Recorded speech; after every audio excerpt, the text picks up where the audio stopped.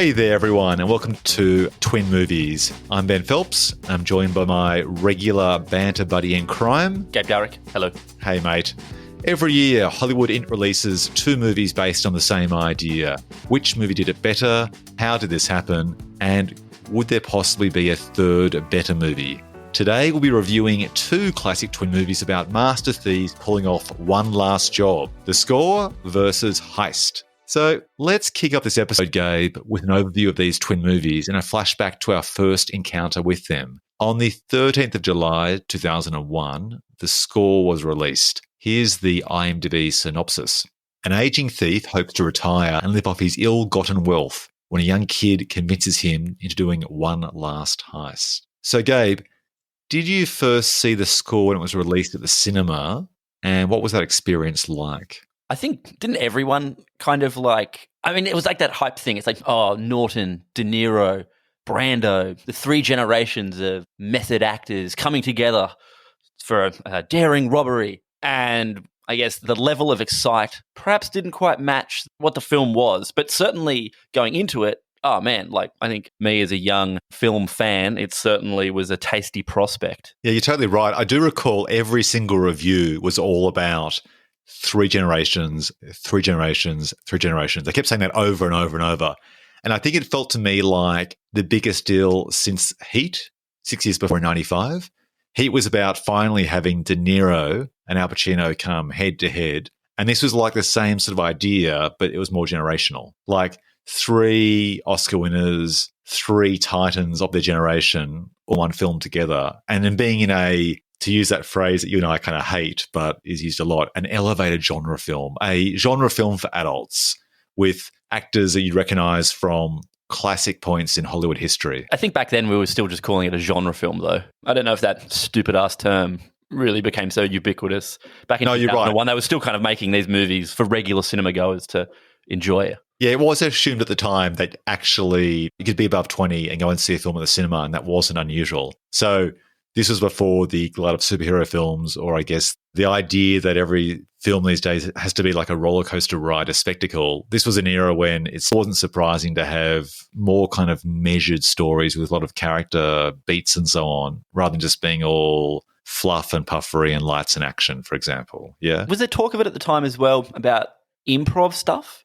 You know, because they're all sort of method actors. De Niro is like the famous improviser, same with Brando. Was that a thing? I can't quite remember. It became a thing, which we'll get to after our review, in relation to the production troubles it had between Frank Oz and Marlon Brando, who's kind of infamous for his improv and finding his way into a role.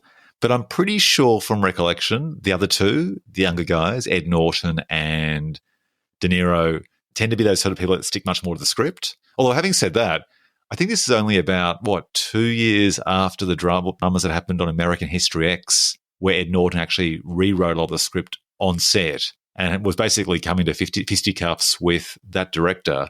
Tony Kaye, yeah. Tony Kaye. Did he rewrite? He's got a writing credit on the Hulk as well. Yeah, he seems to want to get involved in the writing and kind of pisses everybody off, and then they shuffle him off. You're right, actually. There's a whole backstory, I'm sure, to Ed Norton's career in that I've got to say, what I actually see on screen of Ed Norton, I love. But clearly he's had issues behind the scenes where he's tried to, I guess, in his eyes, improve or elevate the story beyond what it is. But perhaps his execution of doing that has sort of rubbed a few writers and directors the wrong way. Yeah, maybe just like an intense dude, passionate dude about his thing. And certainly back in 2001 when this came out, off the back of the sort of breakout roles, Primal Fear, American History X and so on, it certainly felt like, check it out. Here's this like new hot talent with the acting opposite, the sort of like, I think at this time De Niro was probably 60 or something. Yeah, this is before De Niro's, I guess, reputation was somewhat muddied a bit by all those things like Rocky and Bullwinkle films and so on, that he kind of started cashing in later on, and even a few direct-to-DVD ones in more recent years. A few, like 10 a year. Yeah, 10 a year, exactly.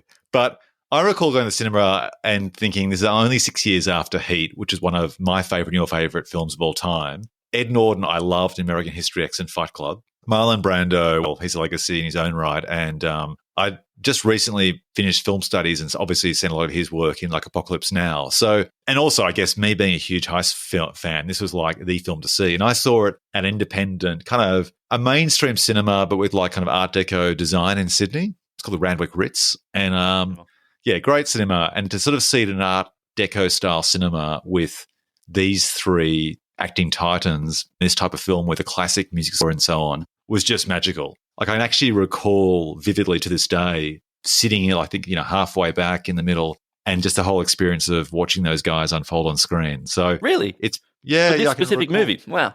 Yeah, I love this film. We'll get to it in my review. Wow, okay. I recall nothing about actually seeing it. I know I saw it really? at the cinema. It just sort of washed over me. Yeah. Yeah. It's funny, isn't it? Like I actually recall seeing Bad Boys 2 at the same cinema in Sydney. And I can recall by my ticket walking into the cinema where we sat exactly, like I think it was like 8 rows back and 4 in.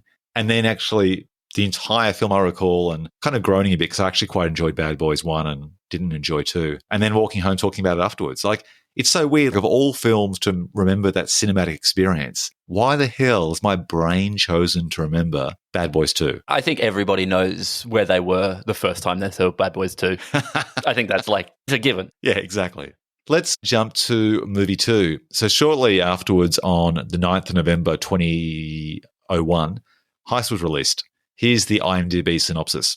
A career jewel thief finds himself at tense odds with his long-term partner, a crime boss who sends his nephew to keep watch. So, Gabe, talk me through when and how you watched Heist. I reckon I saw this on DVD. I have a sneaking suspicion that it was probably the first David Mamet film I'd seen, I reckon. I may well have seen Glengarry Glen Ross on DVD, but I'm pretty certain this was definitely I'm pretty certain this was the first film of his I'd seen. And because of that, I think it's pretty memorable. And I must have watched it about 50 times since. It's one of those movies with such cracking dialogue. You can just throw it on in the background of anything and there's always something going on in the scene. So yeah, I think it's one of those movies where I've watched it quite a number of times. Yeah, nice. I had seen his previous film, The Spanish Prisoner. So we talked before about how I saw a few films whilst working at an art house cinema and how that kind of shaped my experience of watching those films. I actually saw the beginning and end of certain films like 50 times when I'd have to open up the cinema to let people in and then go down and open the cinema up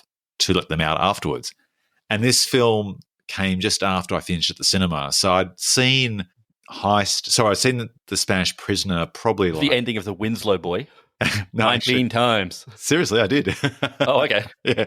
But The Spanish Prisoner is a film I love. And if there was an opportunity to do a twin movies on that, I would do it in a heartbeat. I can't actually think of any films at the time that came out. Like a 1997 twisty-turny something or other with Steve Martin? Yeah, with a twist of hand, a sleight of hand. Yeah. Exactly. Yeah. None jumped to mind. But No. So I came to the Heist with, I guess, the legacy of that. I actually hadn't seen Glengarry Glen Ross. For some reason, that had slipped past me. And I'd known David Mamet as the guy that did another genre film with great cracking dialogue and twists and so on. So for me, Heist was very much in the mold of that type of film and met my expectations as to the type of film he'd deliver. And I think I saw this film, Heist, at an art house cinema on Oxford Street in Sydney, I think, at one of those art house cinemas like the Verona or something, and loved it. But the funny thing is, I find with his films, the dialogue is so self-aware. It's so theatrical. To me, there's a fine line that can pull me out of the film because sometimes David Mamet can be too clever by half.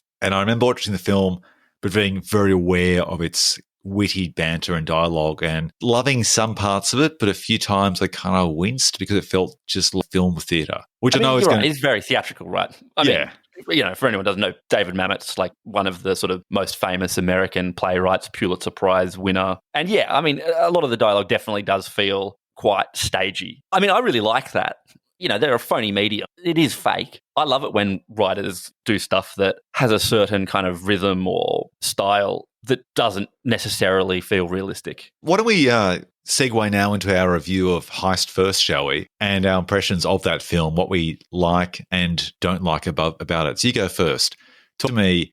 I get the impression that of these two films, Heist is your favourite. So why is that? Oh, definitely. Like I said earlier, almost every single scene, there's some great bit of dialogue. I really like the way that the titular heists are staged. They feel low-key enough to be quite believable and well thought out in their kind of planning and execution compared to modern heist movies. I mean, it's so weird to say modern about a movie made in 2001 versus a movie made in 2001. Things like Ocean's 11 or whatever have these such ridiculously sized heists where they're dodging lasers and doing all these crazy machinations. I really like that the heists in this are small and kind of intricate. You know, that opening one where they create the distraction and Jimmy opened the door and Ricky Jay's holding the books as cover. It's just really great. Gene Hackman, so good to see Gene Hackman in things where he's awesome. I mean, he's awesome in everything, but watching it, it's like one of those things where you forget that you miss Gene Hackman. I don't know about you, but yeah, totally. I miss Gene Hackman. No, I totally miss Gene Hackman. I mean, I think this was one of his last films, like his fourth last film or so. And yeah, I think Welcome to Mooseport was his last, which, you know. Interestingly, it's like he kind of did a film like that, which ended his career. And for De Niro, that type of film became like the third act of his career, which is kind of sad. Although Hackman didn't kind of depart on the best film, he got out without cashing in some cheap and nasty paychecks, I think. Yeah, I think he just lives in a property somewhere and writes like espionage books or something. Yeah, like apparently like rides an electric bike around a small little town and just what, an electric bike? Yeah, lives like a kind of very casual retired lifestyle. Yeah. And he just got out. He just basically, I guess a bit like Sean Connery, just decided, I'm done. You know, like most people retire in their mid-60s. I'm that age. All right, we're done. Yeah, maybe filmmaking sort of changed, or maybe he saw the change on the horizon, you know, and thought they're going to sort of stop making the sort of movies he'd like to be in. I don't think so, because he retired around 2004, about 3 years after this film. And that was before Iron Man in 2008 and Dark Knight was in, 2008 too? Yeah, although you said Sean Connery, and I think Sean Connery retired off the back of, what was that? League of Extraordinary Gentlemen. Which was a turd. That was around early 2002, okay. Wasn't it? Yeah, what year was that? 2003. And I think he retired off the back of that, sort of saying like he just doesn't understand this filmmaking process anymore. Like there was just something about it. Maybe it was just sort of green screening, or the movies were sort of becoming a little vapid or whatever. So maybe Hackman felt the same. Yeah, the funny thing is I can understand that if they retired when digital came in and film fell by the wayside as a way of recording the medium. I can understand this was like, let's say, 3 years into the Marvel reign or after The Dark Knight and The Dark Knight Rises. That makes sense to me, but it seems that there was actually this window of time in the early 2000s. I mean, just think about it. There's actually a book called Best Movie Year in 1999 about all these amazing films that were made, like your Fight Clubs, Election, a lot of really influential indie and small-scale Hollywood films. And this film was like only 2 years after that incredible year. So that's what surprised me, is that if he thought things were going downhill then, it went downhill, I guess, from someone like his perspective, much, much faster later on. So he was almost ahead of the curve in some respects. But I do miss him. I agree. I miss him. I wish he was in more films. I'm not sure if he would actually elevate or not, or improve upon a lot of the other types of films we have at the cinema now, like a lot of the big spectacle films. But I just miss his presence. I miss his non-characteristic heroic quality. Like, he isn't a hero. He's a bit messy. He's morally complex.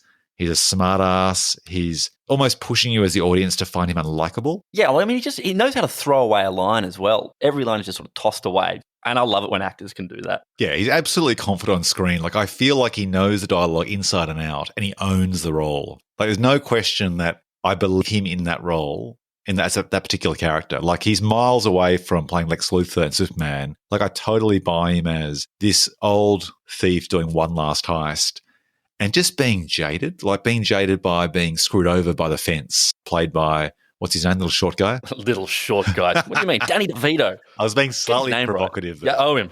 Come on. I agree with you. You mentioned before some of the cool aspects of it. Like, I love the cold opening. Both these films have cold openings where you start, and by that I mean that's a screenwriting term, where you start with like a mini action scene at the start to get us kind of hooked into the story, and then you kind of then let the story and the characters more slowly unfold after that before the next big heist after that. And I love that bit where you've got Ricky Jay with this pile of books that disguise all these little gadgetry underneath. I love the simplicity of the heist. I think both these films have aged really well, which we'll get to, because they're not trying to lean into the technology of the time. You could make this film now or have made it 20 years before 2001 and it would work, because it's a character-based film. The crimes are based on things that are timeless, like I think an Aeroplane Job, putting aside issues in relation to post 9/11 security issues, that feels timeless. Like, stealing gold is timeless, right? Because totally. But even just, he puts his gun in plastic, puts it in the coffee cup, moves the coffee cup around the metal detector scanner. Yeah,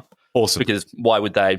And it's just like, oh yeah, that's genius. You could do that, like you say, you could do that in a movie now. Yeah. Like, it's sharp. really sharp. Yeah. It's not like he's sending faxes and using beepers or something like Mission Impossible where he's like putting @Job into some weird search engine that just horribly dates. Yeah. That film. Mission Impossible, you're right. That is really dated in relation to its technology. 100% right. Aussie Mail or some weird AOL. I don't know what it is. Yeah, but it does. Yeah, both of these films have none of that, do they? No, they don't. I can't even think of these guys being on payphones, if I think about it, really. Like, in some films, if you saw someone on a payphone, you then think to yourself, if you were a younger generation, you'd think, what is that actual box with a phone in it, for a start? And two, you might think, well, that would change now because he or she would have a cell phone. But in this film, I can't actually think of a single scene where they're even on the phone. Like, they tend to be, everything's in person. So when they go to meet up with the fence to discuss, the next job and so on, everything's happening like in a meeting room, like Danny DeVito's across a table. When Sam Rockwell's character comes to meet them, it's in person at the boat shed. Like, I can't think of any of the gadgets or anything that in any way. Scenes on phones are super boring. I mean, the only movie which has really great phone scenes is that Tom Hardy driving movie. Oh, which basically is entire film set on the phone. Yeah. Yeah. But otherwise, like, who wants to watch two people on phones? You put them in a room. Yeah. It's great. That's it. And I think isn't that the whole thing, though, about the origins of David Mamet? He's going to be choosing to have characters spout his dialogue face to face so they can kind of react off each other. Hard to do on a phone call. And do that thing that he always does where the characters repeat the lines of dialogue back. Totally, yeah. Which is such a Mamet classic. It's a funny thing when he does that when the characters do that, because I do feel, we were talking just recently about John Wick. That's actually a trait that John Wick adopted, where essentially the character says a line and then John Wick repeats the line back to him. And I was thinking, where have I heard that before? And then a week later, we watch this film and I go, of course, David Mamet. And it kind of also feels a bit smug too. Like, it's almost like David Mamet going, I wrote this great line once. You know what? I'll have someone echo it. There's not a lot of writers who, when you hear dialogue, you can very quickly go, I know who wrote that just by the rhythm or the pattern of the words. Yeah, that's right. Like, it's definitely an imprimatur he puts on his films or on his scripts where you go, that's Mamet. Yeah, I mean, you and I have been screenwriters in the past and still are, and we talk about the patter-patter of dialogue, and you rarely use that word patter-patter anymore because no one writes that way, whereas his stuff is like that. It has a rhythm. And when we discussed other directors, we talk about these people who have a certain visual style. Zack Snyder would say he'd do like a dark, gritty version of superhero film, whatever. But with someone like Met, the style isn't the visual. It's 100% on the page. It's the dialogue. Like, that's his trait. Like, I feel you could pull in Larry Fong, the cinematographer from Zack Snyder films, and do stuff with ramped up slow motion and fast forwarding. But it wouldn't actually add anything to any of these films. These films are entirely captured, I feel. Like, I mean, he still films his style in some respects, but I just feel that it's very much just capturing what's on the page and everyone's executing on that. Totally. And both of these movies have a kind of like classic quality to them. It's weird to talk about a movie made in 2001 as having a classic quality to it. But here we are, 18 years later. Where did the time go? But yeah, like, they're not all shaky cam or, they don't have lots of ramping or any of that stuff. They're pretty classically directed. And also, actually, speaking of classically scored, great score in this film. I think any heist film can really live and die by its music. You want to actually have a tune, a soundtrack that actually calibrates the tension in the heist. And I don't think this film has a score that draws attention to itself and is memorable that you might play back later on, like a Hans Zimmer score or something like that. But I certainly think, though, it works in the context of the film. I think you actually forget about... Yeah, it has that nice recurring melody. Oh, I love have recurring character themes. It's fantastic. Yeah, which you don't really see a hell of a lot in movies at the moment. I think scores now are quite drony. And yeah, you're right, this isn't the theme you'd whistle, but it does have themes, motifs. Yes, yeah. And also, this film has Delroy Lindo. Yeah. I mean, speaking of actors that aren't used enough, he is just fantastic in this film. I mean, he was in a bit of a sweet spot here, wasn't he? He had Get Shorty. He was in A Life Less Ordinary. What else did he have going on at that time? Weirdly, it felt like he was in every movie in the sort of mid-90s to early 2000s, although I guess he wasn't. But like, it really felt like, Delroy Lindo, he's turned up. Get Shorty, Broken Arrow. Gone in 60 Clockers, Seconds. The Gone Last in 60 Castle. Seconds, Malcolm X. The Side of House Rules. Devil's Advocate. He's got an uncredited role in that. Ransom. Life Less Ordinary. Ransom. Broken Arrow. Do we say that? Broken Arrow again. Yeah. Congo. You got to say it twice. Congo. Oi, watch out. But yeah, like, it was awesome seeing Delroy Lindo turn up and stuff. Yeah. Actually, Delroy Lindo has what is the dream face or hairline for an actor. I call it the Bruce Willis effect. you want to go bald early or shave your head early because then you can basically age and look the same all the time. And I think the actors like Bruce Willis and good old Delroy are a dream for producers for casting because they look the same 20, 30 years apart, which means if you cast them in a film, people always recognize him straight away and go, oh, it's the guy. He has aged magnificently. Like he looks almost the same as he did back in 2001. So is weirdly Danny DeVito and Sam Rockwell. They all kind of look. Yeah. I think Sam Rockwell is definitely sort of bathing in some sort of exotic goat's milk or something like that because he's aged very well. I think DeVito probably aged badly faster in his life and then has looked the same that's right. since then. And slowed down. Yeah, like he's probably 35 in this film. Really? No, he's not really. No, okay. Any nitpicks about this film before we move on to the next review? Anything that didn't work for you watching it again now or standing up against Heist that just falls apart slightly? No, I really like it. I mean, not really. Like I said, I can throw this on. What about you? I bet you got what's your nitpick? Look, my nitpick is basically the same thing with any David Mamet film. I think for every 7 or 8 fantastic lines, there are 2 that just draw too much attention to themselves for me and take me out of the film. I mean, I don't know, it's a fine line. Like, I generally prefer the whole classic maxim in screenwriting and filmmaking, which is show, don't tell. I love films like Heat, another heist film where a lot of it's done without dialogue. I love great dialogue, but I love it when they can do it without dialogue. And you're on a journey following characters and their actions and so on. David Mamet isn't that guy, but to his credit, if you want to listen to someone that has a really talky film, this is the guy to listen to. So in that respect, I'm a huge fan of his work. It's just that I naturally skew towards less talky films. But that's a personal taste thing. It's a better world that we live in to have the option of the talky David Mamet film. You want the silent heist movie? Go watch Rafifi. Yeah, exactly. That's 100% it. Like, for example, you don't want every film to be the silent film like Rafifi. You want to actually mix up your avocado with your corn chips. So let's jump over to the score. Talk to me. What worked? What didn't work? What would you improve upon? I don't know. I find this one quite forgettable. Everything in No! this movie, yeah, totally. And I mean, look, it's good that we disagree. It's kind of just beige. Until I rewatch it. No one could have. If someone said, describe to me a scene from memory from the movie The Score, the best I could do is just like, there's those scenes where Marlon Brando and De Niro talk and Brando keeps smirking and he wears a weird jacket. Like, that's all I remember. Yeah, I guess controversially so. Oh, you're breaking my heart. So tell me, walk me through it. What doesn't work for you? I guess it's not that anything kind of doesn't work. It's all quite competently done and stuff. It's just... That is such a neg. To say something is competently made is like basically saying, well, I guess it has 4 walls and roof, so I guess it's a house. I mean, for all the talk of, this is these method actors coming together, Edward Norton sort of chews the scenery for the first couple of scenes he's in. To borrow the term from Tropic Thunder, he's definitely going full retard. I was going to say that. I was going to say he's definitely read this script and thought, this is my Rain Man. Like, he's basically saying, this is Rain Man meets Rafifi. Like, this is my chance to be in a mainstream film, a genre heist film, but basically just do my Rain Man. But also ham something up. Totally. But he gets like such a great opportunity to, like, credit where credit's due. They set that up at the start so well, that introduction where you meet, so De Niro's character Nick meeting up with Ed Norton's character. And when he sort of drops the performance and he's like, hey, Nick. Yeah. Like, what did you say? Yeah. And But we, the audience, know he is pretending to do this, and he's pretending so hard that, I don't know, it's just like... Okay, go on. Okay. Would it be a better movie if he had been that character for the entire movie? Maybe. Oh, interesting. It'd be a different movie. And like at the end, it's a twist.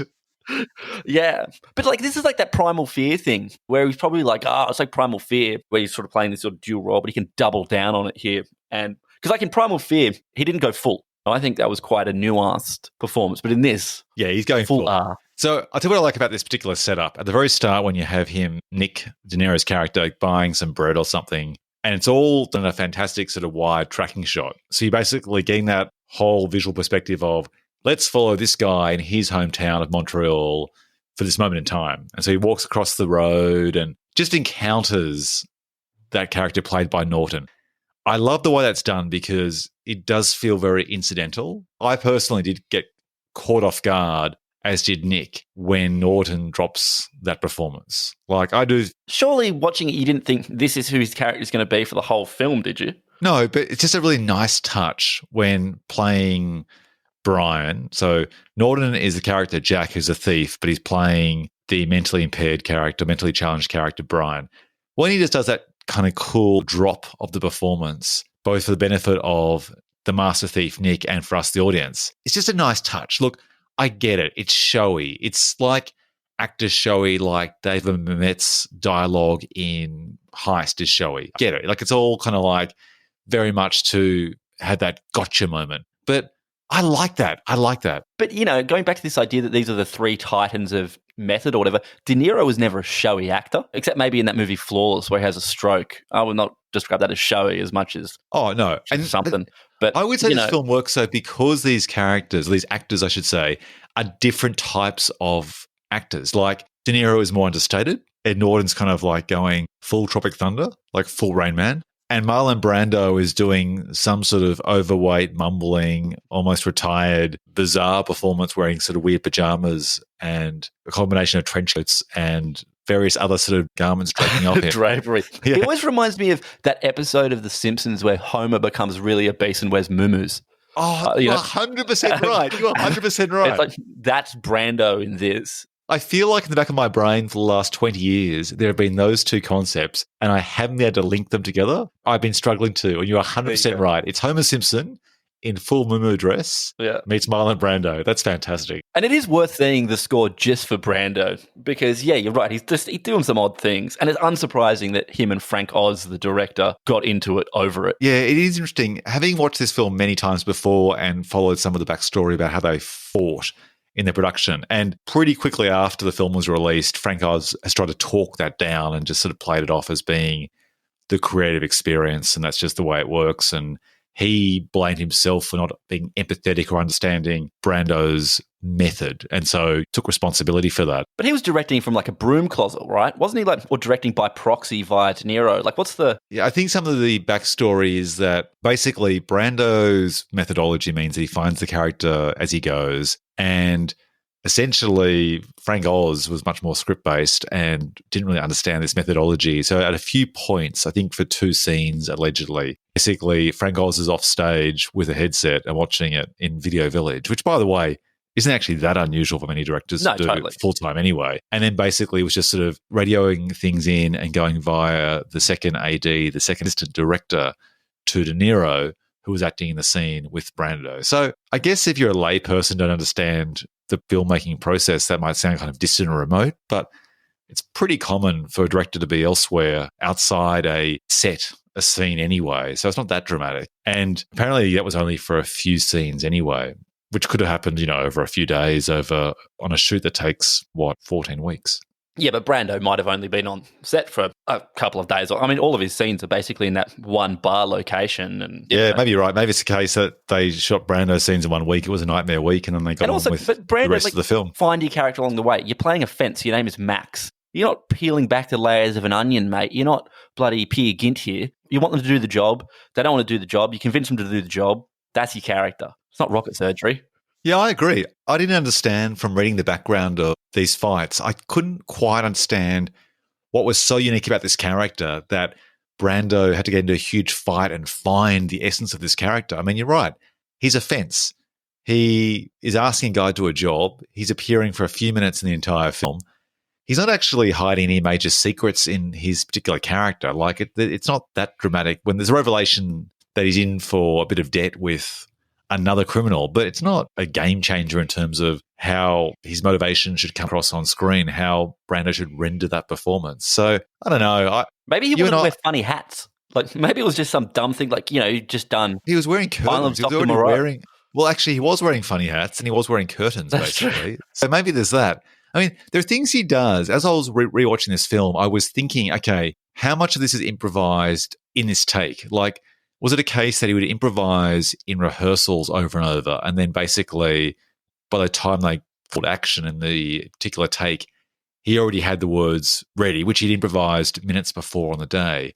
Or is he actually improvising in the actual cut as they go? And I was watching it thinking, I don't think so. I mean, he snaps his fingers and makes noises like and stuff like that. But nothing seemed to be like so dramatic to catch De Niro's character off guard to thus realize a genuine moment of shock or anything like that on screen. And also, even if you're improvising in the scene, the scenes with Brando and De Niro are fairly functional in that, it's not like what's a really famous improv scene, Taxi Driver, where De Niro goes out with Jodie Foster and they're having that long chat at the diner, which is really about the two characters kind of figuring out who each other are. And you go, oh, yeah, that could be very improvisational. This is like, again, it's like a fence saying to a thief, oh, I'm really glad you're doing the job. Okay, how many ways do you want to improvise around that stuff? Yeah, I agree. I mean, do you think there's a version of this film that works if you edited Brando out? Would it make much difference?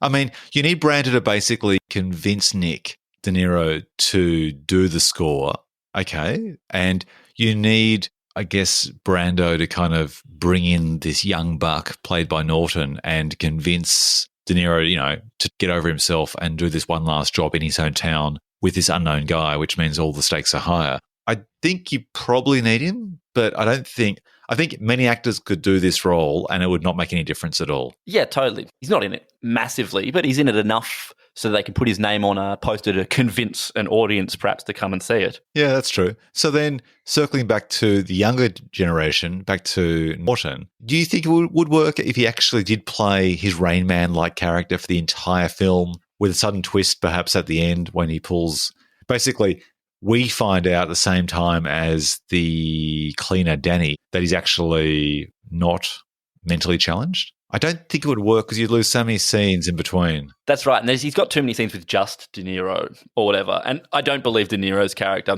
has to be convinced to do one last heist would then be like, well, I'm going to do it with this guy. Yeah, totally. Given he's so like discerning a thief. Yeah.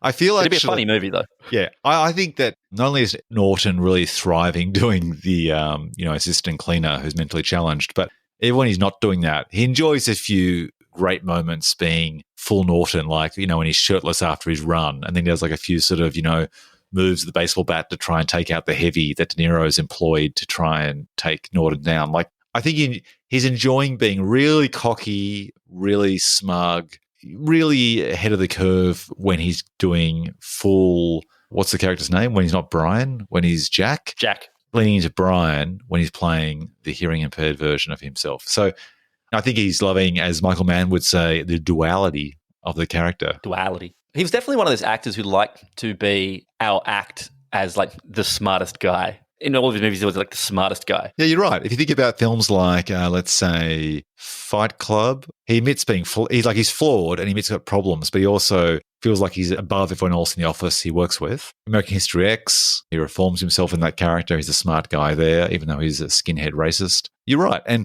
Or it's just like his vibe. I don't know. Yeah, I think you're right. I mean, don't think he's the smartest guy in his directorial debut with Ben Stiller. Oh, yeah. What was that called? Keeping the Faith. Oh, Keeping the Faith. Terrible. He's actually he's been in a lot less movies maybe than you think, though. I think so. I mean, I think what's amazing is he had this amazing late 90s, early 2000s run. But if you go to films like, I think it was, what's that film he was in, Leaves of Grass, which I think he might have directed. That's a long time ago now. Blake Nelson directed that? Ah, okay. There's an example of a great actor who unfortunately had bad luck with his films being seen that he directs. But true. Yeah. So okay, I'm looking at IMDb now. Keeping the Faith is in 2000. Pretty fair to say it's at the height of his powers. He's done all these films that have very contemporary social themes and then does this kind of oddball rom-com. And he's not known as being someone who's wearing his, Irish Catholicism on his sleeve, but he plays a priest there in this kind of religious, romantic drama. And then there's nothing else until this year, 2019, he's got Motherless Brooklyn coming out, where he has an all-star cast of Bruce Willis, Willem Dafoe, Leslie Mann, Alec Baldwin, Bobby Cannavale, Michael Kenneth Williams, and a few others. But that's 19 years between films. And he hasn't done much in the last 10 years at all. So I think you're right. I think we think he's done a lot more than he actually has. And again, maybe you sort of miss him on screen. He was always great when he popped up in, when he was in stuff. Some of those late 90s, early 2000s performance, they're pretty red hot. He elevates the Bourne Legacy, I think, fantastically in a small role there. A fun role in that film, Moonrise Kingdom. He's great there.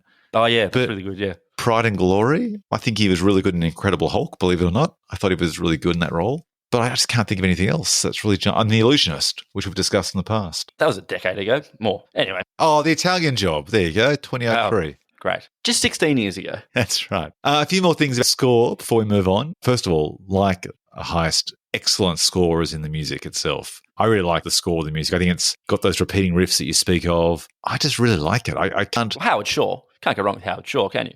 Yeah, I think he elevates the script and it just works well. Like there's this recurring theme they have, which I really love. And I love the music they play in the Heist too to try and ratchet up the tensions. That's great. I think Angela Bassett is incredibly sexy and fantastic in such a small role. Like, I don't know, any other actress I think would have been almost, I guess, just unrecognizable, just wouldn't have made an impression at all. But in the small role that she has and the role her character has to have in terms of trying to convince De Niro to give it all away and the tension he has between this one last job and her, I just think she's absolutely sensational. Yeah, I mean, she's How about great. you? Yeah, she's great whenever she turns up in things, right? Like, yeah. Totally. I love the sense of place in Montreal. I feel like this film takes advantage of that setting. And I think, correct me if I'm wrong, I don't think the film was necessarily made in Canada for tax breaks. I think this film was sort of made in an era before that was kind of more ubiquitous. So you're saying it's a movie that they decided to shoot in Canada but not have Canada double for like, you know, whatever other American city that they just bung in some big or shot shoot at it the top there. of.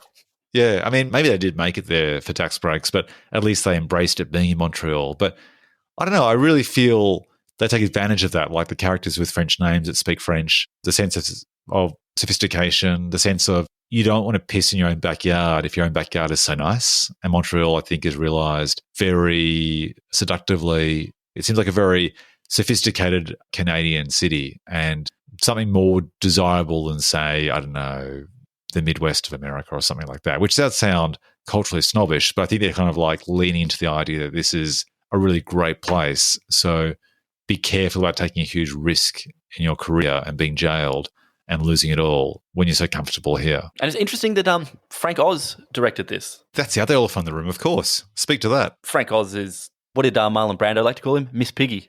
Yeah. You know, very famous for... Did he create the Muppets? He did. I don't know. He created the Muppets. He was the voice and actual puppeteer. So both of the Muppets, of many Muppets. Yoda? And Yoda.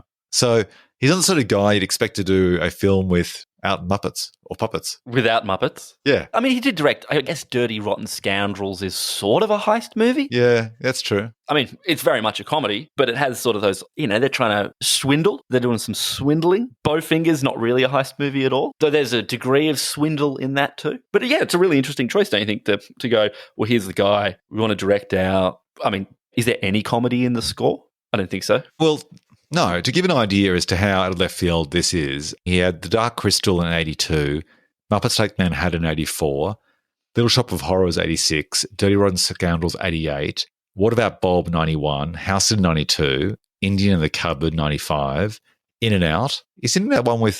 Kevin Kline. It's where he realises he's gay. Oh, it's a great film, yeah. So far these are all comedies, and he's moved progressively from, I guess, puppets and Muppets through to live-action comedy.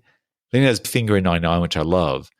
And then the score in 2001. There's nothing before the score which indicates that he's the most obvious choice to do a serious, non-comedic, adult live-action film about a score. I've heard this famous story. There's this kind of famous anecdote about that. And I think one of the producers of the score was out to lunch, and this was before Frank Oz had been hired. And they were trying to find a director. And I think the producer was having lunch or dinner or whatever with Michael Douglas. And Michael Douglas said, maybe you should talk to Frank Oz. And the producer said, what do you mean? That seems crazy. I mean, I love his movies, but they're all comedy. Then sort of famously, Michael Douglas leant towards this guy and said, let me tell you something, you know, if I scream at you, fuck you, and you scream back at me, fuck you, that's drama. Now, try and make me laugh. Oh, fantastic. That's great. You know, and this thing was he could direct these movies, and maybe directing comedy isn't easy. Maybe he has a fantastic skill set that could serve on your deadly serious, multi-generational method acting heist movie. Yeah, that's great. I hadn't heard that story before, and that suggests that maybe Michael Douglas was initially involved in a producing capacity or may have played the role that De Niro played. But that's a really interesting anecdote. I think he was, maybe he was circling the project or something, as was Michael Douglas's ways. Yeah, right. Interesting. Do you think Frank Oz tried to infuse this film with some sort of connection to Heat to try and increase its credibility? And by that I mean, there's a couple of lines in this film which sound directly taken from De Niro's character in Heat 6 years before.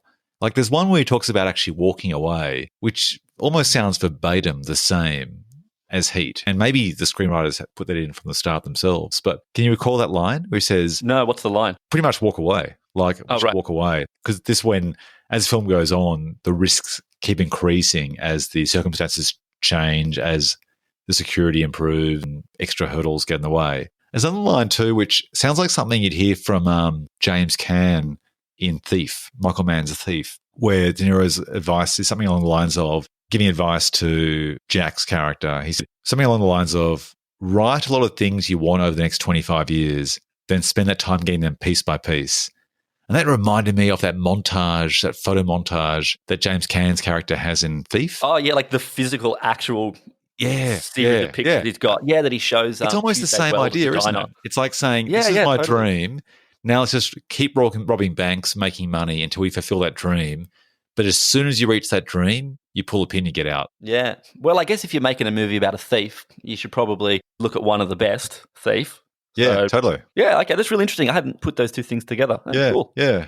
All right, let's just jump into a quick combined review before we get into our awards. So, noted similarities, call it coincidence or ripoff. I've got One Last Job. There's generational warfare between characters, like the young buck played by Sam Rockwell in Heist and Ed Norton's character in The Score. What else? Gold. They're both robbing classic kind of, they're not getting money or trying to get zeros and ones like Entrapment. They're trying to get something very classic, Gold. They both, big plot points are getting kind of burnt by security cameras. You know, the security cameras seeing them and that being the kind of, it being done, that's the end. Of course, you're right. That's really important. Ed Norton makes De Niro take his balaclava off, and Hackman gets seen by the security cameras in the opening Heist. So, I mean, obviously, if you're a thief and your face is plastered everywhere, that's probably going to impact your career. Yeah, that's true. That sort of stood out for me. The old thief doing One Last Job, I mean, that's a perennial classic, isn't it? Is there any other kind, I guess, you know? Yeah, it's totally the idea of, I mean, One Last Job is one of the classic ones. And I think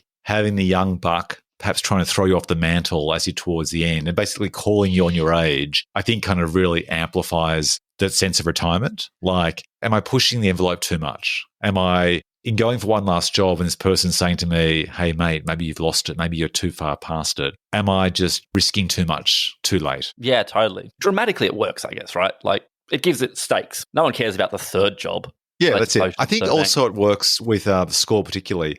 I like the idea where Angela Bassett's character basically says to him, look, I'll come here for you. I will give my career for you, but I'm not going to be here if in 5 years from now you're behind bars. Like, I will change my life for you if you change my life, your life for me. And that, to me, I think that character, that romantic side, ramps up the stakes because he's not just risking being behind bars for himself, he's risking breaking her heart as well, which I think increases the overall tension. Like, it's not just about being selfish, it's about other people as well. I don't think you have that in the same way in Heist as such, do you? No, I mean, Hackman wants to get away with Rebecca Pidgeon's character, but because that has this kind of very constantly shifting allegiance thing where, you know, you think she's double-crossed him and left with Sam Rockwell. Yeah, I guess it's not quite as pronounced as in The Score. Yeah, that's it. How about which film is much better? I would say they've both aged beautifully by sticking with strong characterization and avoiding tech trends. How about you? 100%. I guess there's certain technology that we have now that didn't exist back then, but nothing sticks out in sort of horribly dated original Tron or something way. And I think, yeah, it's great because the films are quite classically executed. Yeah, I agree. Okay, how about any plot holes or missed opportunities? What could the filmmakers have done better with the high concept? I've got one. I'm a bit confused, and spoilers here for our listeners who haven't watched Heist. The pickup at the end, which has the real gold in it.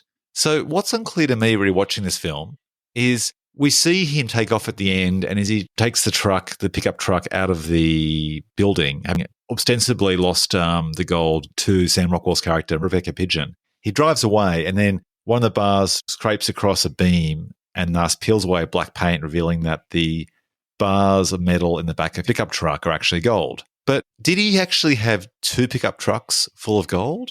And if not, why was he painting bars of gold black in the first pickup truck that Sam Rockwell and Rebecca Pidgeon take with them, making you think that he's lost all his gold to these people who betrayed him? Don't they put the fake engine in the back of the van that Rebecca Pidgeon has because that van crashes and all of the little boxes that are supposed to have the gold actually turn out to have those washers or whatever they are in them? Yeah, but what's your point though in relation to the pickups at the end? Is there 2? Yeah, so this is the part we'll get to in the Memento Award, is in Things I'd Forgotten. So at the very end of the heist, he's there with his pickup truck and he's painting these beams of metal black. You actually don't see these painting gold black. He's just painting like the last coat of black on black for these metal beams in the backup truck. Sam Rockwell and Rebecca Pidgeon turn up, and it's revealed that Rebecca Pidgeon, in that kind of classic femme fatale way, has betrayed him. And I think it's from, was it a classic Hitchcock film, which Mission Impossible 2 ripped off? That whole idea of, was it North by Northwest? Or it's that whole idea of sending the gal out to try and get information or seduce the criminal, but then the gal falls for the criminal. You know, that kind of storyline, right? So he's basically playing on that trope, and it turns out that now Rebecca Pidgeon is actually literally and figuratively gone to bed with the criminal who's betraying them, Sam Rockwell. And they take off in the pickup. And thus you think, oh, they've taken off with the gold. And then you see our mate, Gene Hackman, get into his pickup. Okay. Yeah, get into our pickup and take off. But he has the gold. So is that where they think that the gold is on the boat railings? Is it that bit? No, it's past that. This is why I think it's a bit clever by half. So I think we're at a stage where we think at the end he's painting bars of gold black, and then just as he's about to finish painting them black and leave, Rebecca Pidgeon and Sam Rockwell turn up and then take those gold bars off his hand and drive off into the sunset with his gold. But then he hops into another pickup truck which has more black bars in it and drives off. And then as they scrape the side, you see the gold underneath and realize actually he's okay. There are bars of gold in his bag. So my question is there gold in both pickup trucks? No, I think, when Fran turns up and hooks up with Jimmy, I think they leave with no gold. So what he just happens to be, by sheer coincidence, at that particular minute or that particular day and that particular week, deliberately painting bars of metal black to make them think that it's the gold, and they just happen to turn up at that time and take that with them. Okay, it's a fair point. I didn't notice this, I guess. Well, I've seen that film like 20 times. Yeah. Okay. And now I think about it, it doesn't make any sense whatsoever. That's fair. Okay. Dang you, David Mamet. Damn you. All right, let's jump into the awards. Okay, so which movie do you think was the box office champ? Probably The Score, right? All right, so The Score had a budget of $68 million and a domestic gross of $71 million, with a foreign gross of $42.5 million. So therefore, on a $68 million budget, it did a total of $113.5 million worldwide. So $113.5 on 68. In contrast, The Heist, $39 million budget, tragically only $23.5 million domestically in the States, plus an extra $5 million foreign. So a worldwide total of $28.5 million on a $39 million budget. Not a box office champ. I should note, though, that The Score actually opened at number 2 behind what I would argue is an even better heist film, Legally Blonde. About young Reese Witherspoon pulling off the heist of her character's career by taking, I'm going to say Harvard, whichever law school she goes to. Yeah. It's actually really great. It's actually a really great movie. There's actually a film we're going to do, another twin movies, actually called Stealing Harvard, which is a twin movie about basically robbing and doing a bit of a score or a coup on your marks at college. We'll get to that. We'll do it with Legally Blonde? No, Legally the film's actually movie. called Stealing Harvard with Jason Lee, the guy made famous in the Kevin Smith films. Okay. Well, if you want to talk about Legally Blonde at some point, I'm down. Okay. So interestingly enough, The Score totally won over Heist. Interestingly, though, get this blows my mind. Heist generated $72 million in home video rentals in the United States alone. Oh, wow. Where'd you get that info from? That's really interesting. Wikipedia. Oh, right. But usually that's really difficult to find because a lot of these movies we talk about, people go, oh, what was the opening weekend or what was the box office grosses? And then you got these little metrics like, oh, it needs to make double or triple or whatever. Exhibitors get half, et cetera, et cetera. But I mean, oftentimes you don't go, well, what's the tail end of totally the rights and box office or the rights and the monetization down the track? I mean, I've got to say, Heist had a budget of $39 million. I don't know. I mean, I don't think I see 39 million on screen. No, it seems high, right? That scene with the plane, the heist on the Swiss plane, I can see a lot of money going in there. But for the rest of the film, we're talking we're in a boat shed, we're in a house. Like, it seems pretty high. Like, that must be basically on salaries and producing fees. Totally. Because, I mean, in nowadays dollars, that would be, look, I don't know, but substantially more. And yeah, I mean, what was Gene Hackman getting $19 million to be in it? Weird, I know. Because everything else, like little forest roads, or did they pay Patty LaPune? Totally. $7 million for her 2 scenes? No stunts at all. There's even a scene where there's an explosion, but it's a very contained explosion on what appears to be like a miniature, or it's a very simple explosion involving just sort of like this small little shed blowing up. Like, again, not something that would actually eat into the budget much at all. So do you think the first film, the score, helped or did the box office of the heist that came 5 months later? Did it doing well affect that? I don't know. It's hard to tell with these sorts of films. I don't think the score ate heist lunch. I don't think the films came out close enough to each other. Heisted its lunch. Yeah, Heisted exactly. its opening. Lifted its lunch. I think basically those films weren't competing with each other in the sense that they weren't aimed at the same market. I don't think the idea of a heist film is so similar that it appeared that one was imitating the other. And just different, everything about those films. Like, one seems like a classical Hollywood film. The other one feels like an indie type film by who it was, a theatre director. So, and I mean, Ocean's 11 came out that year as well. Ah. Did it eat up a bunch of these other movies? Yeah. The Fast and the Furious Part 1, not so much a heist movie as much as a Hoonan film. But back when that's what they were about. Nowadays, they're like the dumbest heists imaginable in like a great way. But back then, it was just about getting fully sick, going down to Stanmore Macca's. Yeah, but you are right, though, to have like all those films like Fast and Furious, Ocean's 7, Heist, and Score all in 1 year. Swordfish, same year. Yep, that's a lot of robbing. Yeah, that's right. Were people all robbed out? Exactly. Maybe. All right, let's jump to Rotten Tomatoes scores. So, which movie impressed the critics? Do you want to have a stab in the dark? I'd say they both got pretty good reviews. Yeah, you're right. Yeah, the score 73% with critics on Rotten Tomatoes versus Heist on 66%. I got to say, I would have thought the score's 73%, which is considered fresh on the tomato meter. I am surprised it's actually higher than the score at 66%. I just thought that critics would just love the witty patter-patter of dialogue of Mehmet and find it was more character-based and thus, I guess, more interesting. So I'm surprised it's lower, to be honest. Do you think if it came out today, it'd be much higher, right? Yeah, I think basically any film that comes out today, that's right. Someone said in relation to that film, Hell or High Water, when that came out 2 years ago or so, which is basically a modern Western, it was considered a great film. If that film came out 20 years ago, it'd be a good film. Totally. That's where we're at. The market's changed so much that when we see something that is better than what's around it, it just elevates it and makes it seem so much better than what it probably actually is. Totally.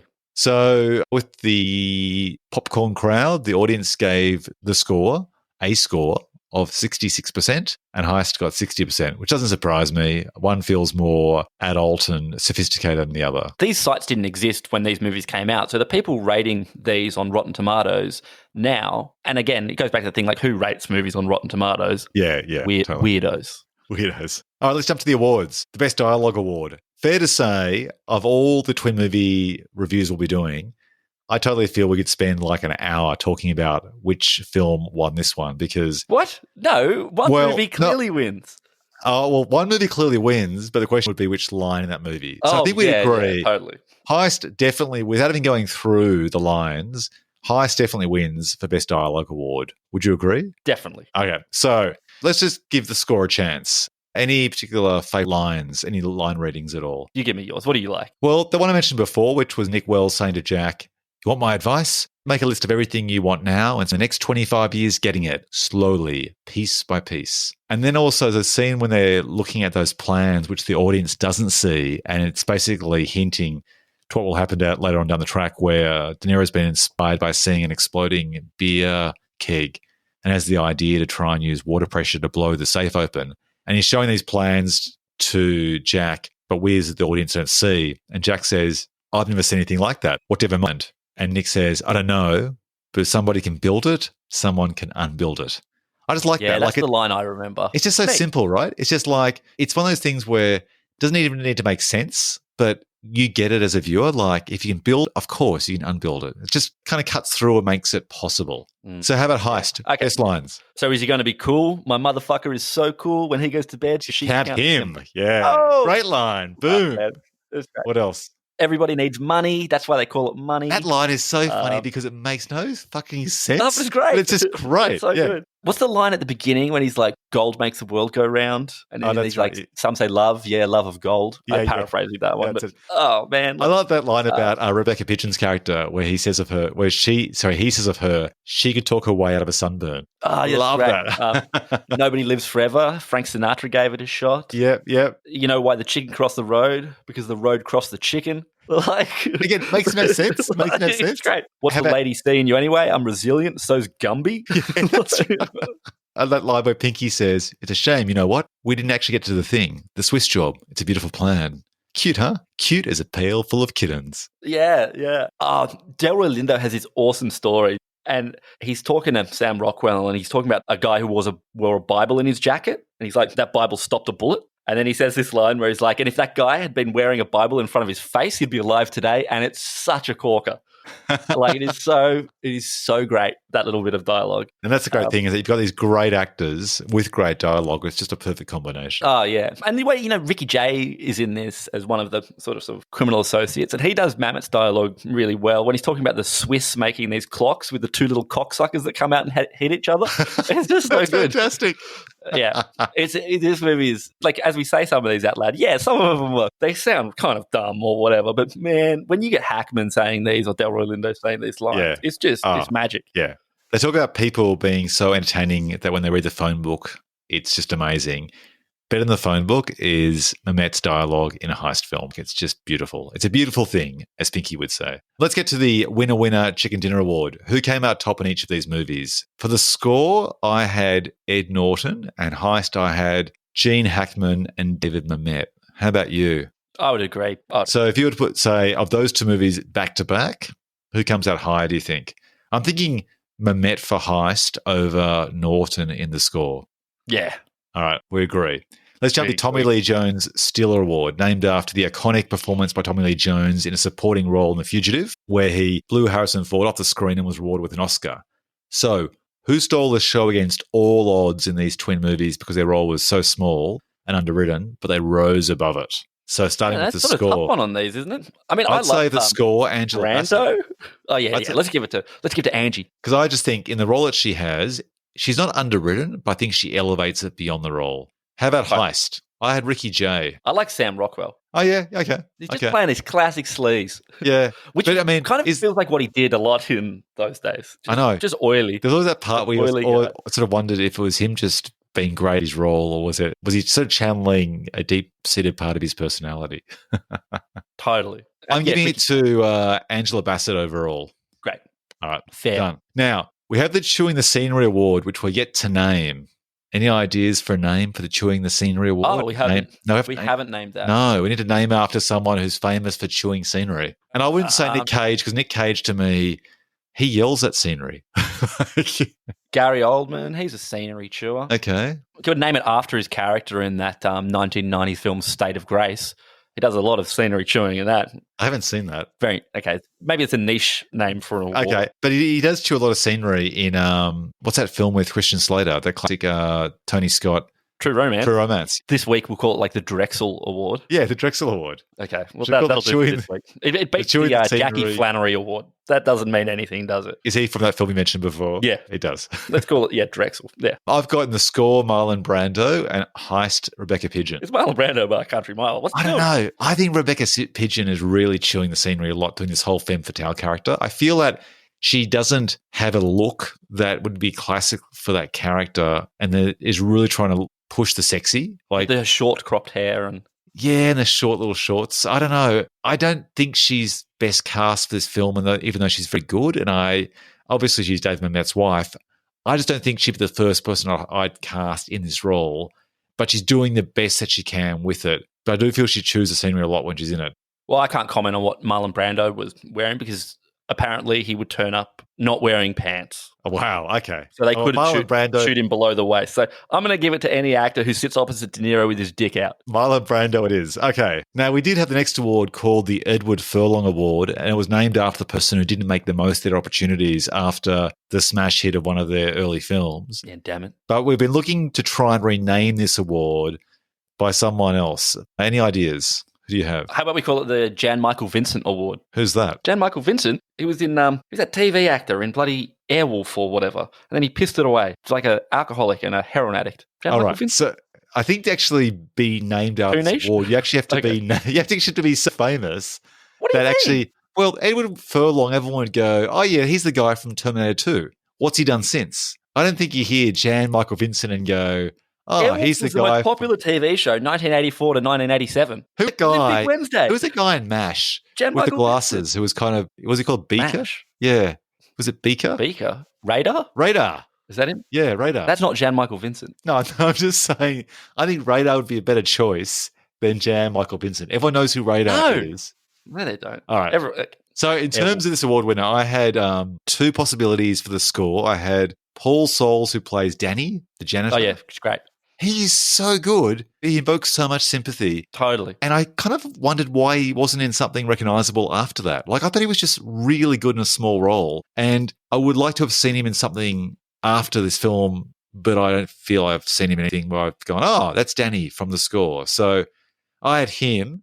I also had Angela Bassett, who didn't really take advantage of this opportunity, or her agents didn't maximize it for her to really kick on with any roles for about 5, 6, 7 years after this film. By the way, Paul Soles, he was old, but he's still alive. 1930, he's born. He's apparently in a show called My 90-Year-Old Roommate. I presume he's playing the 90-year-old roommate. He's like almost 90, yeah. He's 89, born 1930, that's right. Yeah, he was great. He's really good in it, isn't he? They didn't cast someone famous, and I really think that if he wasn't empathetic enough towards the character of Brian, who's played by the character of Jack, played by Ed Norton, it wouldn't work. But I think he makes work really well. And for Heist, I had Rebecca Pidgeon because for maybe she made choices for family or wanted to only star in her husband's films. But I thought she could have actually used this opportunity to launch her career into more of a mainstream category and didn't. But overall, I'm giving it sadly, to Paul Soles, who played Danny in the score. How about you? I think that's a fair award to give out. All right, let's jump to the Bill Fleck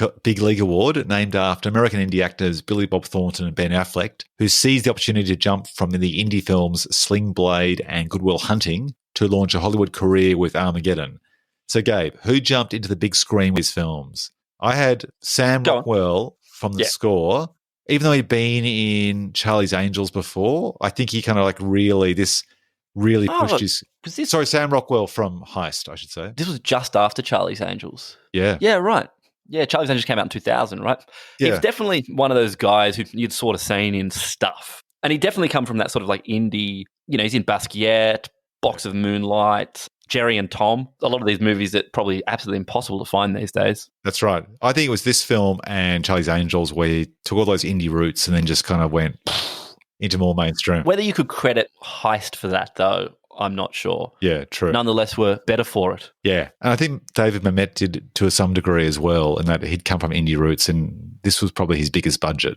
And he advantage of it by hiring a great actor in Gene Hackman. So how about the score? Did anyone come from the indie world and make a splash in the score? Apart from the three leads and maybe Gary Farmer, who is kind of quite memorable in Ghost Dog. Who's he playing? He's not memorable in Ghost Dog. He just turns up and gets shot. He's very memorable in Dead Man. He's the henchman. In Dead Man, he's the Native American who guides Johnny Depp through his death, I suppose. I'd have him as the winner in that case. This was a big film for him to be in. Yeah, but apart from the rest of the cast, if you look at it on, say, IMDb, they're presumably all Canucks. Yeah, 100%. Yeah. You can say that, right?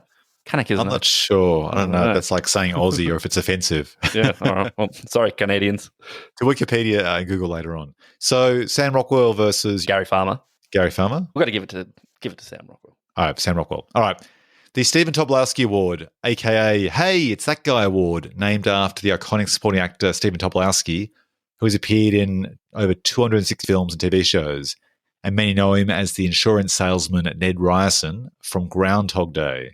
So, Gabe, which actor triggered, hey, it's that guy, when he or she appeared on screen, starting with the score? I don't know. Again, Scott really doesn't have much of a cast beyond. So for me, it's just Gary Farmer, I suppose. It's like, oh, it's the guy from Dead Man. Yeah, I think There he Gary is. Farmer as well. For some I've seen reason, him in movies. Jamie Harold, who plays Stephen the Hacker, I find recognisable, but I think it's more the character, not the actor. Yeah, right. But there is Yeah, one, I'm going to blow your mind. Okay. Mark Cuncho, who plays Wait, the who? Iron... So, you know the Ironclad tech who's in a fight with Stephen the Hacker, and they meet in the park, and he brings his Is there cousin... an actor who's in both? Yes! He plays a security guard? Bingo! Is that right? Or, Yeah. Yeah. haha. So Mark Yeah, Cuncho totally. plays the Ironclad technician's cousin who brings a gun and Ed sort of pulls it on Ed Norton, and he's getting a bit kind of nervous and twitchy during this deal in the park in the score. And in Heist, he plays the jewelry store guard at the start. Ah, there you go. For me, it's going to be Mark Camacho. I mean, to Okay, hear him give both it to Mark films. Camacho. He's not picking up awards left, right, and centre. Here's his shot.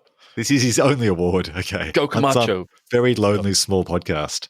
All right, let's jump to the Memphis Reigns Award as we bring it home, named after the absurdly named character played by Nick Cage from Gone in 60 Seconds. So, Gabe, which character steals the cake for the most ludicrous name? Well, no one in the score has ludicrous names, do they? No, they're all straight 180.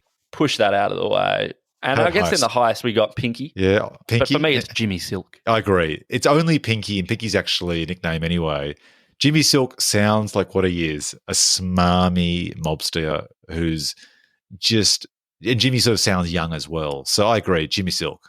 All right, that's a winner. All right, next award, the Die Hard in a Building Award, named after the influence of Die Hard and inspiring a subgenre of an everyday hero who's up against a group of baddies in a single location. So if imitation is the ultimate flattery, did either of these movies leave a legacy by inspiring a crop of clones? I would say no. I'd say a heist is a heist is a heist. And even though there were 3 heist films we spoke of in this one year, The Score, Fast and Furious, Ocean's 11 and Heist, I don't think these films did a spin on the heist that was so unique that when another film came down the track, everyone went, oh, that's a ripoff of The Score or Heist. Yeah, 100%. They're both really good heist crime films, but that neither of them feel particularly genre defining or do anything that's like which you have never seen. Yeah, I agree. The Milking the Speed Car Dry Award, which we still must rename. No, this is the best name for an award. It conjures so many thoughts. Named after the infamous sequel Speed 2, which took the high stakes of a runaway bus crowded city and relocated it to a sluggish cruise ship. So could you make a sequel to either of these films? And if a gun was pressed against your forehead and you had to, how would you do it? So starting with The Score. Well, interestingly, I think either of these films could actually be the sequel to each other. Oh, if you just had Hackman in De Niro's role or vice versa, because all you need is the character to get drawn out of retirement. So, the heist could finish and then Marlon Brando's character waddles over and says, hey, Gene Hackman, I got a new one for you. Or he passes Edward Norton in the street, and these could be their own sequels. Yeah, I agree. I think actually one of the best examples of a sequel to a heist film is actually After the Sunset. Oh, yeah. That film with Pierce Brosnan and what's her name? Salma Hayek. Yeah, and Woody Harrelson. So that was directed by a director who won't mention his name. But that particular film didn't do big money at the box office, but actually it's a guilty pleasure of mine. And it takes the approach of, it has a cold opening, which is basically the one last heist, but they make it like the 10-minute opening scene. And then you sort of follow the characters as to where they go afterwards, which is retiring in the Caribbean with all the money in the world. But they're bored. Because if you got off on the thrill of the chase and trying to pull off heists for your entire criminal career, and then you stop doing that, it's like, I guess, dilemma that every single person faces in retirement. Like, when you have the money and can retire and you do you find yourself now just bored, basically? And totally. In that film, he basically just can't resist one extra last heist, Pierce Brosnan's character. Yeah, because for him, it comes the to his action backyard. Is the juice. Exactly. Speaking of the film Heat. Exactly. Totally. So I think that's one way to approach it. I mean, there's this great last shot I thought of in some sort of multiverse where you've got, is it Enemy of the State? At the end of Enemy of the State, you see Will Smith turn on the television and there's like this kind of static. And then what appears is that Gene Hackman has hacked into his TV reception. Right. And shows his feet on holiday somewhere, we assume is like Mexico or somewhere like that. And I kind of think that reminds me of Heist, actually, like Gene Hackman's going south in a boat somewhere warm, somewhere tropical. I think the idea would be that he would miss the action, or something would happen where he'd lose Angela Bassett to a criminal, or be blackmailed like in Sexy Beast out of retirement. Yeah, totally. Sexy Beast is another great example, right? The blackmail one, where you don't want to go back, you don't need any more juice, but someone comes back into your world, threatens your entire life, and so you have to go back and do it reluctantly. I'd say that's the way you'd do it. One of those two ways. After the Sunset or Sexy Beast. Yeah, 100%. So getting to our last award, the Memento Award, named it for moments you completely forgot about until you rewatch the movie. Having now rewatched the score and Heist, did any scenes jump out as a pleasant or unpleasant surprise? Unfortunately for this award, I guess I've seen both of the movies so many times. Rewatching them is quite a pleasurable process, but not really now do I go, oh, I totally forgot about that scene, which I guess is the problem with having seen some of these movies that we'll do so many times. What about you? Was there stuff that you went, oh, I totally forgot that I agree with you. Rockwell was in this? I mean, I forgot that Patti LuPone was in Heist. Yeah. She's a very famous Broadway actress. But oh, yeah, she plays that alcoholic cop. Ah, is that who she is? Okay. Yeah. Didn't know that. Okay. No, look, I agree. I've seen these films so many times, nothing jumps out new, except that scene I mentioned before about there being 2 pickups full of metal bars at the end. Yeah, now I've got to go rewatch the movie again. Having just watched it like 4 hours ago. We're going back in. I think we'll call it a dead rubber then for the Memento Award. Okay. And the last thing is, ordinarily at the end of these podcasts, we say to ourselves, if we took the best elements of both movies, such as plot, cast, character, etc., could we pitch a dream third movie, which is an amalgamation of both? I can't, in this case, think of improving either movie, and I think you probably lean closer to Heist being a better film by itself anyway. Could Heist have taken any tips, scenes, character beats from Score to improve it, do you think, besides Angela Bassett? I'm not sure, because they're not so dissimilar in such a way that some other of these sort of twin movies, one is so much better than the other, so differently executed that, you know, you could be like, oh, this element or that element. But I guess with these two, they're quite similar. So, I mean, nothing springs to mind. Does anything for you? No, not really. I mean, it'd only be things taking certain actors. Like, I think Angela Bassett's better in her role and more interesting than Rebecca Pidgeon. I don't think so. Maybe, I don't know. It'd be great seeing De Niro in a film like Heist, for example. And I wouldn't mind seeing De Niro try David Mamet's dialogue. That would be interesting. Yeah, I wonder if he's ever, even on Broadway, has he ever done Mamet? I don't know. He seems like a character who I think, or an actor who prefers delivering much more subtle performances and might not feel comfortable. I mean, he has done Mamet because David Mamet rewrote Ronin and then took his name off it. Ah, you're right. That's right. So De Niro has done Mamet. But did he and he does it really well, you know, like what color is the roof of the boathouse at Hereford? You know, I ambushed you with a fucking cup of coffee. That's true. Yeah. Okay. And Mamet wrote Untouchables. De Niro's done a shitload of Mamet. Yeah. Although if he took his name off the first one, Ronan, he may have taken his name off because they didn't like his dialogue. I think he took his name off because he felt like he'd actually rewritten so much of the movie he deserved credit. Like sole credit. Either the WGA or whomever or the producers didn't want to give him that. So I think he's credited as a pseudonym. That scene in Untouchables, the scene where Capone brains that guy with the baseball bat. I mean, that's some all-time Mamet and De Niro doing stuff together. Yeah, that's true. It'd be interesting, actually, even hearing, say, Ed Norton do Mamet dialogue as well, because Ed Norton strikes me as someone who feels comfortable with more naturalistic dialogue. Totally. You know who wouldn't work? Marlon Brando, directed by Dave Mamet. Yeah. Brando wants to just, ad-lib, and Dave Mamet's saying, no, these lines are pure gold. Stick to it, buddy. But who knows, because one of the things I loved about Heist, I didn't get to mention earlier, is that Danny DeVito plays the villain in it. And you don't often get to see Danny DeVito as a kind of tough or a heavy. And I'd say he does it. I mean, he doesn't have to, fight The Rock or something. But it's great seeing an actor you don't otherwise associate with this kind of film, or a director, like in the case of Frank Oz with The Score, doing it. Totally. I think you are leaving out the criminal masterminds that Danny DeVito's played in both Batman as the Penguin and Batman Returns, and also in Dumbo. Oh, yeah. I mean, Dumbo. It's classic. Yeah, arch villain. All right. I think it's time to put a fork in it, call it a night, my friend. That brings us into the show. Gabe, where can listeners find more of your work and musings this week? I guess in the same places every week. the gutter of Twitter, at Gabe Dowrick. Excellent. I'm Phelps on Twitter, Instagram, and youtube.com/Ben Phelps. And you can find all of my podcasts, including Twin Movies and What Happens Next, curated within one mega podcast called The Ben Phelps Show in the usual places: Apple Podcasts, Spotify, Google Podcasts, etc. So, mate, Gabe, this has been fun. Thank you for this. Two of my favourite crime heist movies of all time. It's been awesome to talk to you about it. Yeah, it's great. Love it. Thanks for listening, folks. We hope you enjoyed the show. Take care and stay tuned for another Twin Movies battle very soon. Night, mate. Bye.